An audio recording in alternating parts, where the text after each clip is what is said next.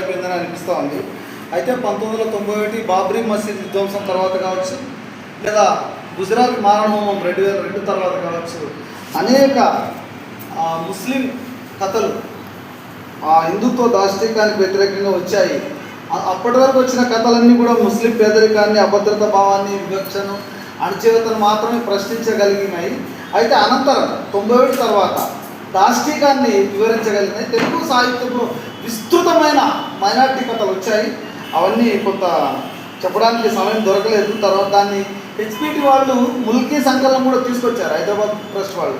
వీలైతే అది కూడా ఒకసారి మిత్రులు చదవండి. వారికి ప్రత్యేక ధన్యవాదాలు తెలియజేస్తూ, ఇప్పుడు వెంకటకృష్ణ గారు మాట్లాడడానికంటే ముందు అనంతపురం నుంచి మా జనరల్ సెక్రటరీ ప్రజ్ఞా సురేష్ వచ్చారు. ఒక పాట పాడతారు, ఒక రిలాక్స్ పర్పస్. మా జనరల్ సెక్రటరీ ప్రజ్ఞా సురేష్ ఇటీవల కథా సాహిత్యం మీద ఒక్కరోజు సెమినార్ నిర్వహించారు తను అనంతపురంలో. అందరికీ నమస్కారం. సాహితీ స్రవంత్ ఆధ్వర్యంలో ఈరోజు జరుగుతున్నటువంటి అవగాహన కార్యక్రమానికి వచ్చిన మిత్రులందరికీ కూడా అభినందనలు. స్నేహితులారా, మనమందరం కూడా సమకాలీనంలో ఒక సాంస్కృతిక పరాయీకరణలో ఉంటాము. సాహిత్యం అందుకు సమిష్టిలో వ్యక్తిగా అటువంటి విముక్తి, ఇప్పుడున్న సాంస్కృతిక పరాయీకరణ నుంచి అసలైన మనిషి కేంద్రంగా ఉండేటువంటి, మానవీయంగా ఉండేటువంటి ఒక భావజాలానికి అందరూ రావాలని, ఈ కార్యక్రమానికి దోహదపడాలని ఆశిస్తున్నాను. సినారే రాసినటువంటి ఒక గజల్: పలుకున్న కావ్యం అనంతం అనంతం, ప్రతిసారి నవ్యం వసంతం వసంతం. పలుకున్న కావ్యం అనంతం అనంతం, ప్రతిసారి నవ్యం వసంతం వసంతం. కాలానికెదురీది కదలాడుతుంటే, కాలానికెదురీది కదలాడుతుంటే, కన్నీటి పయనం కన్నీటి పయనం, సుఖాంతం సుఖాంతం. పలుకున్న కావ్యం అనంతం అనంతం, ప్రతిసారి నవ్యం వసంతం వసంతం. ఎదలోన విశ్వాన్ని పొదిగించుకుంటే, ఎదలోన విశ్వాన్ని పొదిగించుకుంటే, గదిలోకి రాదా గదిలోకి రాదా, దిగంతం దిగంతం. పలుకున్న కావ్యం అనంతం అనంతం, ప్రతిసారి నవ్యం వసంతం వసంతం. చిరునవ్వుతో లేమి ఛేదించగలిగే, చిరునవ్వుతో లేమి ఛేదించగలిగే, నిరుపేద హృదయం నిరుపేద హృదయం, ప్రశాంతం ప్రశాంతం. పలుకున్న కావ్యం అనంతం అనంతం, ప్రతిసారి నవ్యం వసంతం వసంతం. అనురాగమే జీవమైతే సినారే, అనురాగమే జీవమైతే సినారే, పెనుశైలమైన పెనుశైలమైన, లతాంతం లతాంతం. పలుకున్న కావ్యం అనంతం అనంతం, ప్రతిసారి నవ్యం వసంతం వసంతం. ధన్యవాదాలు. Thank you Suresh. ఇప్పుడు ప్రముఖ కథా రచయిత జి వెంకటకృష్ణ గారు మాట్లాడతారు. వారి కథలకు సంబంధించి ఇప్పటివరకు మొదటి వక్త దేవరగట్టు కథని మూలాల్లోకి వెళ్ళి రాశాడు అని విషయాన్ని చెప్పారు. విప్లవ కథ అని దానికి నిర్వచనం ఇచ్చినట్లు అనిపించింది. ఆ దేవరగట్టు కథ మూలాల్లోకి ఎంతవరకు వెళ్ళారు, అలాగే ఈ బహుజన దళిత కథల నేపథ్యము, వాటి పరిణామ క్రమాన్ని రేఖామాత్రంగానైనా తన పరిధిలో వివరిస్తారని కోరుకుంటూ ధన్యవాదాలు.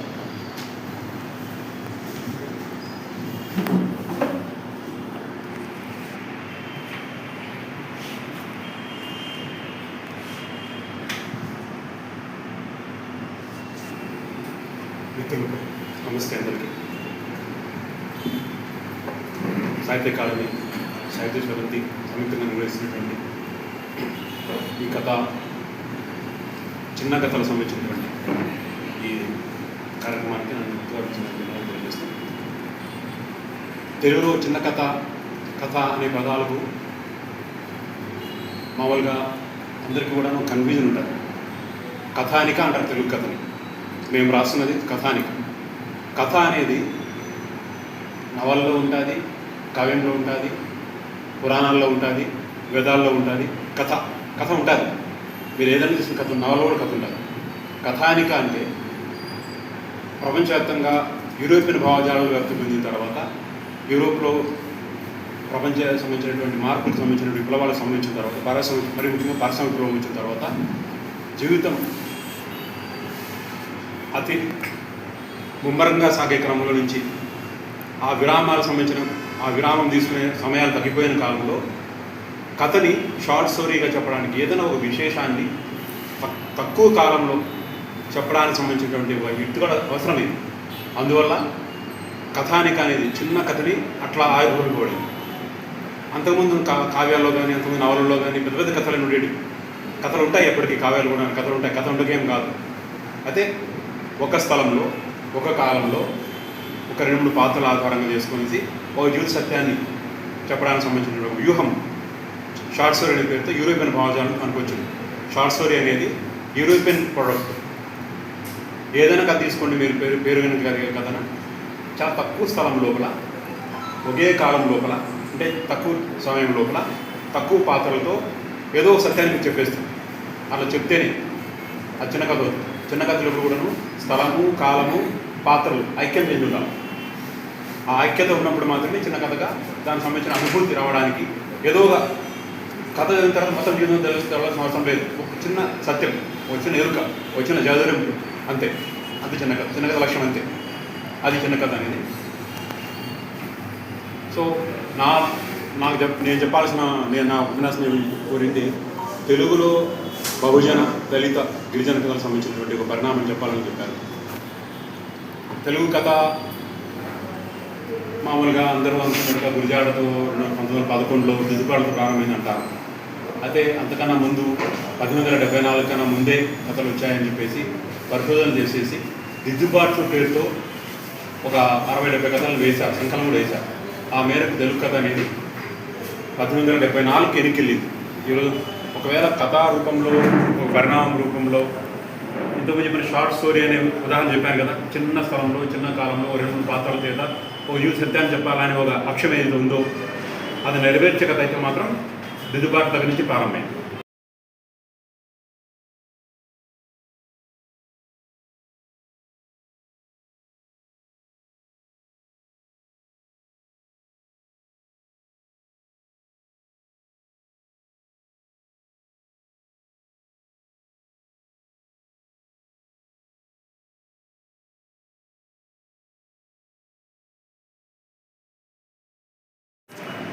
పాత కథలో ఉండే ఏదైతే మౌలికమైన ఆదర్శం ఉందో అదే ఈ కథ ఆధునిక కథగానే ఉంటుంది. ఏమి మా పాత కథలో ఒక అనుభవాన్ని ఇతరులతో పంచుకోవడం, ఆ అనుభవం పంచుకోవడం ద్వారా తనకు జరిగినటువంటి అనుభూతిని నీకు కూడా కలిగిపోయేసేది, నా కలిగిన భయము, ఆశ్చర్యము ఏదో ఒకటి నీకు కూడా చెప్పాలనుకునేది, అంతే లక్ష్యం. ఇది ఆధునిక తెలుగు కథానికి అని అంతే, రామాయణ మహాభారతాలని అంతే.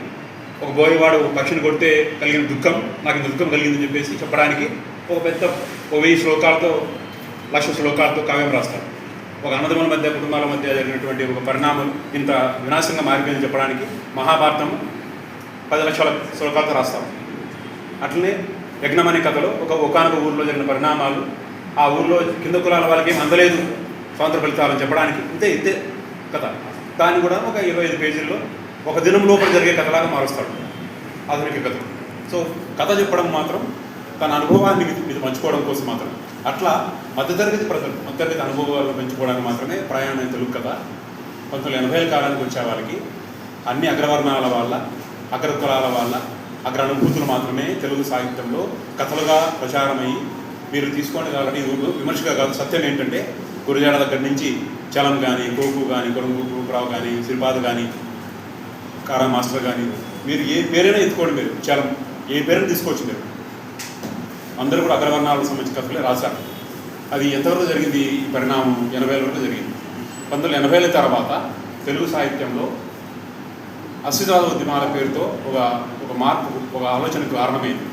ఆ అస్తిత్వవాద ఉద్యమాలు రావడానికి ప్రధానంగా కారణం ఏమంటే యూరోప్లో పోస్ట్ మానిజం రావడము, పోస్ట్ మానిస్ట్ లక్షణాలతో కమ్యూనిస్ట్ సిద్ధాంతాలని మహాకథనాల్ని ప్రశ్నిస్తూ అది కాదు వేరే కథనాలు కావాలని చెప్పేసి యూరోప్లో జరిగిన పరిణామాన్ని తెలుగులో కూడా భారతదేశంలో కూడా జరిగిన తర్వాత సో అంతవరకు వచ్చినటువంటి ప్రధాన కథా స్రవంతిలో వచ్చినటువంటి పరిణామాలని ప్రశ్నిస్తూ అగ్రవర్ణాల వాళ్ళ కథలు మాత్రమేనా మిగతా కథలు ఏమి రాలేదు కదా అని ఒక ఎరుక కలిగింది ప్రజలందరూ కూడా చాలామంది ఆలోచన పరులకి. దానికి తోడు చేసిన విషయాలు ఏంటంటే తెలుగు నేల మీద 80ల్లో కారం చేడు చుండూరు అనే సంఘటన జరిగినాయి. కారం చేడు చుండూరు సంఘటనలు ఒక సంఘటనలుగా దళితుల మీద రెట్ల కమ్మలాగ దౌస్తాన్ని చెప్పినప్పటికీ కూడాను దాని పరిణామాలు అనేటివి తెలుగు ఆలోచన పరుల్లో, తెలుగు మీడియాలో, తెలుగు మొత్తం సామాజిక చరిత్రలో ఒక కుదుపు గురేది. అందువల్ల మొదటిసారిగా అరే సమాజంలో ఎవరి కథనం నడుస్తోంది అనే ఒక ప్రశ్న బయలుదేరి ఆ ప్రశ్నలో నుంచి కింద కులాల వాళ్ళ వైపుకు అనుభవం నా టైం లేదమంటామని నేను ఒక మాట నాగేశ్వర సార్ గారు మాట్లాడుతూ ఒక కథకుడు ఒకే కథ రాస్తాడు దీర్ఘకాలం అంతా అన్నాడు. నిజానికి ఇంటర్నేషనల్గా ఆ మాట అంటుంటారు. గొప్ప కథకుడు షేక్స్పియర్ ఉన్నాడు అనుకోండి, ఆయన రాసిన నవలలన్నీ ఆ నాటకాలన్నీ కూడాను భావధార ఒకటే అని అంటారు. వెన్నాం స్వామి చాలామంది అలాంటివి ఇప్పుడు మార్టిన్ ఉన్నాడు, పెద్ద సౌత్ అమెరికన్ రైటర్ ఉన్నాడు, కొలంబియన్ రైటర్. ఆయన మీద ఇలాంటి ఆరోపణ. ఆయన 10-15 నవలు రాశాడు. అన్ని నవల ధార ఒకటే అని అంటారు. సో ఒక కథకుడు ఒక కథి మొత్తం జీవితకాలం అంతా కూడాను ఒకటే విషయం రాస్తుంటాడు, రకరకాల రూపాల్లో దాన్ని చెప్తుంటారని చెప్పేసి అంటారు. అది నేను దాన్ని చెప్పలేను ఆ మాటని, నేను అంత స్థాయి నాకు లేదేమనుకుంటాను. అయితే నేనేమంటానంటే సారు నా దేవరగడ్డ కథ గురించి మాట్లాడుతూ కథ అని చెప్తూ నీకు చెప్పిన కథ ఏం తెలిసిన ఆయన నేను రాసిన ఇంకొక కథ గురించి మాట్లాడాడు. నేను రాసిన రాజకీయ దేవుడు అనే కథ గురించి మాట్లాడుతూ ఒకనొక ఊళ్ళో అగ్రవర్ణాల వాళ్ళ యొక్క ఫ్యాక్షనిజము దళితుల జీవితాలు ఎట్లా మార్చేస్తుందో అని చెప్పే క్రమంలో ఆ ఫ్యాక్షన్ మూలాలని ఎంత సహజంగా లేదా దళితుల యొక్క ప్రతిఘటన ఎంత సహజంగా ఉందో ఎంత సహజంగా ఆ క్రియను చెప్తూ ఆయన దేవరగడ్డ గురించి మాట్లాడినాడు. నిజానికి దేవరగట్టు కథ వేరే, ఆ కథ వేరే, రెండు వేరు కథలు. రెండు కూడా నాకు పేరు ఇచ్చిన కథలే, రాజకీయ దేవుడు కానీ దేవరగట్టు కథ ఏంటంటే ఒకనొక వెనుకున్న ప్రాంతంలో హింస ఎందుకుంటారు, సాంస్కృతికంగా హింస ఎందుకుంటారు, ఎందుకు తన్నుకుంటారు కర్రలు తీసుకొని, దేవుని పేరుతో ఉత్సవాల పేరుతో ఎందుకు ఆటలాగా ఒక ఆటలాగా ఎందుకు దాన్ని ప్రదర్శిస్తారు, సీరియస్గా దెబ్బలు ఎందుకు కొట్టుకుంటారు అనే చర్చకు నేను కింద సమాజాల్లో కింద కులాల్లో తమకు తెలియకుండానే అగ్ర సమాజాల యొక్క భావజాలం రీత్యా ఇంపోజ్ అయినటువంటి భావాల రీత్యా వాళ్ళ లోపల ఏదో మేరకు హింస ఉండే తిరుగుతారు. ఆ హింసని ఒక రెడ్డి మీద నాకు కోపం ఉందండి, ఊళ్ళో అతను నేనేం చేయలేను, నేను 40 ఏళ్ళ వాడిని, వాడు 35 ఏళ్ళ ఉంటాడు రెడ్డి కూడా, విషయంగా ఇట్లా అంటాడు, ఏమి నేను పోవాల్సిందే. నా లోపల గుడిగట్టుకున్నటువంటి ఆ ఇన్ఫీరిటీ కాంప్లెక్స్, నా లోపల గుడిగట్టుకున్నటువంటి ఆ వేదన, ఆ ప్రతీకారాన్ని తీర్చుకోలేదు నేను. అది ఎక్కడ తీర్చుకోవాలి నేను? దేవరగట్ట పోతా దొరికిన 4 అంతా ఆ రోజు కూడా నాకు లైసెన్స్ ఆ రోజు మనందరికీ కూడా అండి లైసెన్స్ ఇస్తే కన్నా తప్పకుండా 4 హత్య చేస్తామని గ్యారంటీ. నేను ఛాలెంజ్ చేస్తాను ఈ మాట. మనం నిజంగానే అనుమతిస్తే నువ్వేం చేసినా తెలుగుతుంది అంటే కన్నా మనందరికీ జీవితంగా ఒక్క హత్యనే చేస్తాం గ్యారంటీ. ఈ భారతదేశ సమాజం స్త్రీకరణ ఎంత అవమానంగా ఎంత దుర్మార్గంగా ఉంటుందంటే మెట్లమారిగా నీ కింద ఓడు చివరికి మాదిగోలు కూడా కింద డొక్కలోడు ఉంటాడు, కింద ఉండాల్సిందే అట్లా పెడతారు. సిస్టమ్ అట్లా చేసి పెట్టేశారు. నాకన్నా నేను ఉన్నతమైన వారిని నా కింద ఉన్నాడు అని ఒక గొప్ప సూడో సాటిస్ఫాక్షన్ మనకి ఇచ్చారు. అందువల్ల మన సమాజంలో మన సమాజపు ఆలోచనలోనే, మనుషుల ఆలోచనలో కాదు, సామాజిక ఆలోచనలోనే ఒక సప్రెషన్, ఒక అవమానం, ఒక ప్రతీకారం, ఒక హింస నిబిడీకృతమై ఉంటారు. అది ఏదో రూపంలో బయటకు వస్తారు. అదే దేవరగట్టు నేనంటాను. ఆ నేపథ్యాన్ని చెప్తూ విప్లవోద్యమాన్ని, కింద కులాల యొక్క పరిణామాన్ని దళిత కోణంలో కథ రాశాను. అదే దేవరగట్టు. Thank you sir. అయితే ఇక్కడ దళితేతరులు రాసిన దళిత కథల జాబితాలో వెంకటకృష్ణ గారు, మారుతి పౌరోహితం గారి అస్మిత కథ, అలాగే ఆసద్దుల జీవితంపై రాసిన తెలకపల్లి మధుసూదన్ శర్మ గారు తొలితరం కథకులు వాళ్ళు, అలాగే జంధ్యాల రఘుబాబు గారు, సుభాషిణి. అంటే కర్నూలు జిల్లా కథా సాహిత్యంలో దళితేతరులు రాసిన దళిత కథకుల జాబితాలో ఇక్కడ ఉన్న వాళ్ళు 5-6 మంది ఉన్నారు. వెంకటకృష్ణ గారు కావచ్చు, తర్వాత మధుసూదన్ శర్మ గారు కావచ్చు, మారుతి పౌరోహితం గారు, అలాగే సుభాషిణి గారు, అజీజ్ గారు, శ్రీనివాసమూర్తి గారు కర్నూలు జిల్లా నుంచే తల మీద వేలాడే కత్తి కథ రాశారు. పాణి హరికిషన్, జయ గారు ఇంకా ఇకపై చల్లదనే కథ రాశారు. ఉమామహేశ్వర్, నాగమ్మ పూలే, అరుంధతి పంతమని కథ రాశారు ఆమె. ఈ కర్నూలు జిల్లా సాహిత్యకారులు కూడా అంతెందుకు వెంకటకృష్ణ గారు గిరిజన కథ రాశారు. ఈ మధ్య ఆంధ్రజ్యోతిలో వచ్చింది. అది బహుశా ఆయన చెప్పలేదు కానీ గిరిజన సాహిత్యానికి సంబంధించిన ఒక అద్భుతమైన కథ రాశారు. అది వారికి ప్రత్యేక ధన్యవాదాలు. ఇక చివరి వక్త మారుతి పౌరోహితం గారు మాట్లాడడానికి ముందు ఒక నిమిషం మా డివిజన్ అధ్యక్షులు ఒక చిన్న సందేశం ఇచ్చి